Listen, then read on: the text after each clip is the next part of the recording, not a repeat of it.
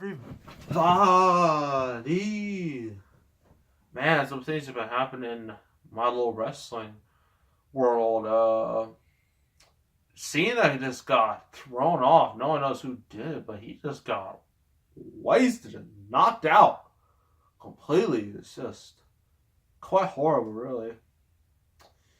Also, gonna be having like hearing this gonna be like Balor versus Rollins. Hopefully, that doesn't end some garbage. It probably will, knowing how these matches typically go. But review time. Balor will probably win because, well, he's new and you gotta push them new guys. So, review time. No, nowhere near as graphic as Hostel 2. Nowhere near that level, but this movie's still up there. But it's a bit more tame. Well, I wouldn't say that really, but it's not as super gory as Hostel 2. And it's an animated film, the critically acclaimed full-length animated film. It is one of my favorite animated movies of all time. Ladies and gentlemen, South Park, bigger, longer, and uncut. This movie is something.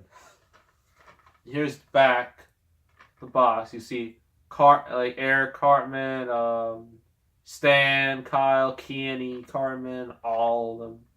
There was everybody on the front cover. And here's a little, basically the abridged version of this plot. So Stan, Kyle, Kenny, and Cartman sneak into an R-rated movie, and it warps their fragile little minds. Soon their indignant parents declare war on Canada, and our young heroes are America's last hope to stop Armageddon. That's just a little. That's the briefest summary I can give this movie. I can describe this movie in whole in its entirety, and I'm just gonna do it.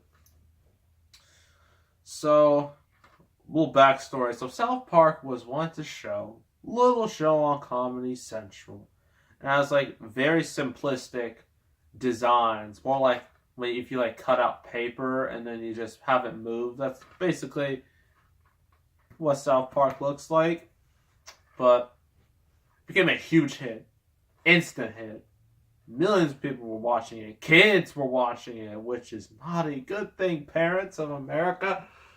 And hilarious thing is that kids actually try to sneak into this movie. And that's the plot of the movie too. So it's pretty hilarious how real life can imitate fiction. So the plot. Jeez. So let's begin. The movie is somewhat of a musical, actually. It parodies Disney musicals. You know, just Disney was in their renaissance at this period. I mean, they had Aladdin, The Lion King, Hunchback of Notre Dame. What else? Tarzan came out like a few weeks before this came out. Mulan, Little Mermaid. They were doing great. So of course this had to parody it. And it does it in, of course, the South Park way. Very crude. In a very crude way. And so, the movie they want to see is by Terrence and Phillip, two Canadians. They're like, I don't know if you see them. Right here, you can tell them apart because they look very different from everybody else. They have like, everyone else has like, normal-ish looking eyes. These dudes just have black eyes. Black dots on their eyes. And they're Canadian. That's how you can tell. So, they have like their movie called, I'm not gonna say it. Say Blank of Fire. Just Blank of Fire 2. And, you know, Ugh. And Stan, Kyle, Carmen, Kenny, they want to go into the movie. Well, of course, the theater person is just like, nope, you can't go. You kids are too young. This was for 18-year-olds. And they get real mad, but then they don't give up. They just get like a homeless dude to help them out. And they get in. They watch the movie, and then they see how much. Then they start hearing words they shouldn't be able to hear at that age. Some F's, some S's, mainly F's. This movie has the most F-bombs in history for an animated movie. I think Wolf of Wall Street beat this movie in terms of the amount of F-bombs it has. So, yeah. This movie had a record. So, unfortunately, this movie gets stuck in their minds and they start cursing up a storm. And if you thought the kids in it were cursing up a storm, you haven't seen nothing yet. They are just going around just cursing at everybody. Like teachers, other classmates are convincing other classmates to watch the movie. Now everybody's cursing. Like they're Stone Cold Steve Austin if he was uncensored and he was completely R-rated. So, of course, parents force the kids to go to like a little, I guess you could say, meeting, a little group gathering where God, I'm terrible for forgetting Mr. Mackey, where he's just like, okay, that dude. So they sing a song about how you shouldn't curse and you think everything's fine. Nope. They all watch the movie again. Soon enough, like, if you see the movie, you notice, like, the first time, like, Stan, Kyle, Kenny, and Cartman see it, like, a lot of people in the theater, they were just leaving. They're just like, this is stupid. This is too crude, bunch of cursing and garbage. But but the kids embraced it. And all the kids watched it. And so, parents are just... Kyle's mother, oh my goodness, this woman goes way too far in her little things. Oh, she goes to the absolute extremes. She starts blaming Canada. She blames the whole country for this, even though... first she starts blaming Terrence and Philip. But they say, like, well, the kids shouldn't watch the movie. Why were they able to watch the movie? And then everyone just didn't like it, but then the kids then this thing got spreading everywhere. It starts spreading even like on television, spelling bees. It is bad. So Miss Kyle's mom starts blaming Canada, which leads to one of the best songs ever created by South Park, the Blame Canada song. And oh my gosh, it is great song. But before that, I believe another side plot, Kenny, the kid who always dies in the show. It's all the time. It's a running gag. There was a point where they actually killed him off for a little bit, but eventually they brought him back. But he dies in this movie, obviously. He dies quite the brutal way, because, like, he wants, like, fart out, like, a fire, and, like, make a fire, but then he sets himself on fire, and then, like, this truck comes out of nowhere, spills a bunch of salt on him, which doesn't help much.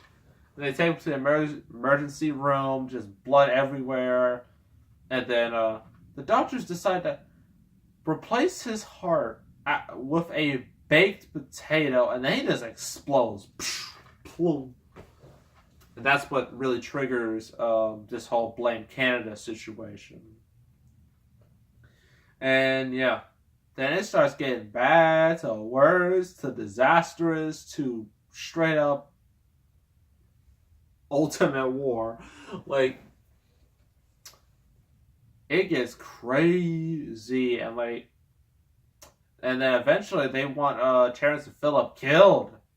They want those two killed. They want them dead. I'm like, look, I know you guys don't like their content. You don't have to kill them.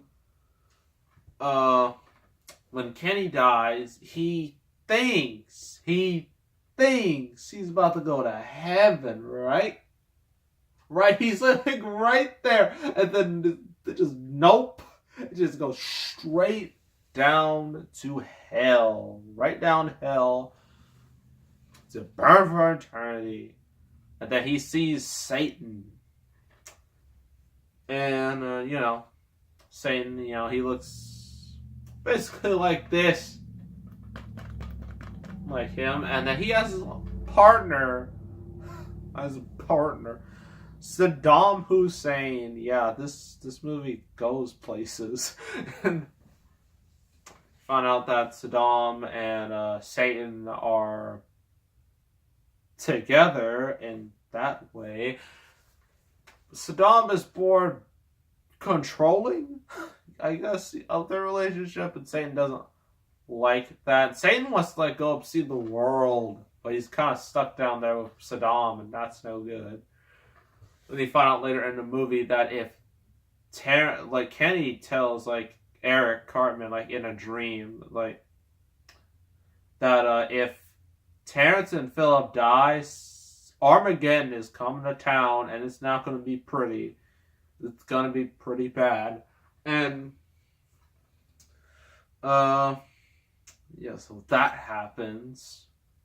And so the kids decide, devise a plot. Viva la resistance. Kind of like how what I'm doing on my show with Styles, Balor, Owens, Zayn, Strowman, and Triple H all are involved in that little stable. And that stable's probably going to grow a little more considering the type of people I have on my roster. But they devised a plan that get Terrence Phillip out of there.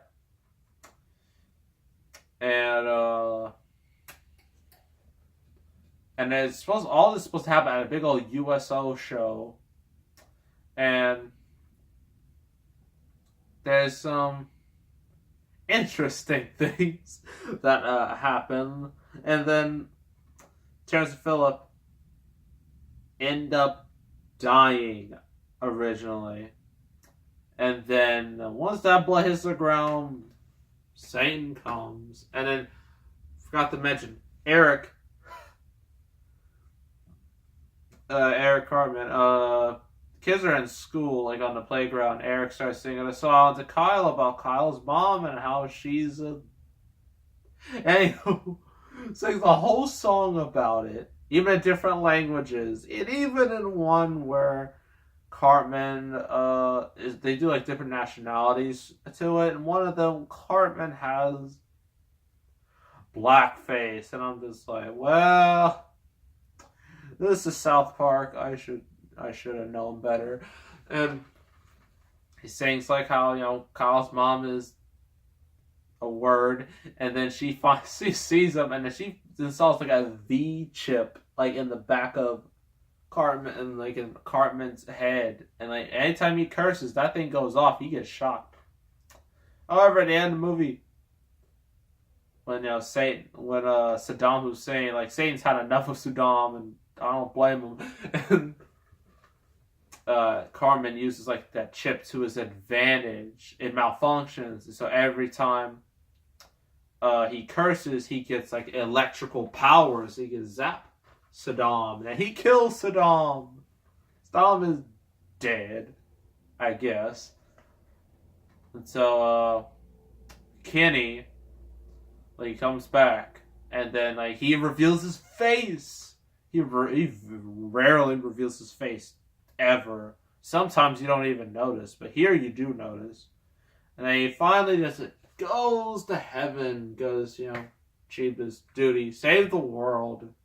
Then ended in a song. This movie. If you know South Park, this is the movie for you. No one is safe in this movie. Not a single race, religion, nothing. Nothing is safe. And that's how South Park is. And that's how it should be. I mean, the songs are fantastic, phenomenal, highly entertaining. And this movie is very crude. Again, had the most F-bombs ever at one point. And, I mean, the characters, they're all likable. They're all from South Park, so all of them act themselves. And, yeah, the whole idea, the plot, it's so insane but it works. It works for South Park, and not any better way. And I'm hoping they do a second movie. I mean, the video games they've done recently, Stick of Truth and The Fractured But Whole, both of them, I haven't completed either of them yet, but both, from what I've played, both of them are really good and are really funny. And so I hope maybe we get a second movie. I'd like to see it. But, we're just going to have to wait and see. So, they'll probably make a second movie when the series ends eventually. That'd be a good way to end the series. I mean, in my eyes. So, I'm going to give this... you know what? I'm going to be a little generous. 10 out of 10. South Park, Bigger, Longer, Uncut. 10 out of 10. Fantastic movie. One of my favorite anime movies of all time. Has everything a South Park fan would love. It is pure greatness. And if they make a second movie, I'm going to be there opening night. So, yeah. Next review. A movie that is so notorious and bad and horrible, how it disrespects Dr. Seuss, just completely spits on his grave. That is Dr. Seuss's The Cat in the Hat with Mike Myers. If you see, go to my Twitter. It's at MalikAaron17. You see my little preview of it, and I used the most infamous line in the movie to show it, and on that tweet, I was just like, do I even need to say anything? And yeah, that's how I felt. So that's the next review, and that's going to be a little bit long because I got a lot to say about that. So make sure to subscribe, like this video, leave a comment, and I will see you all next time, and I am out.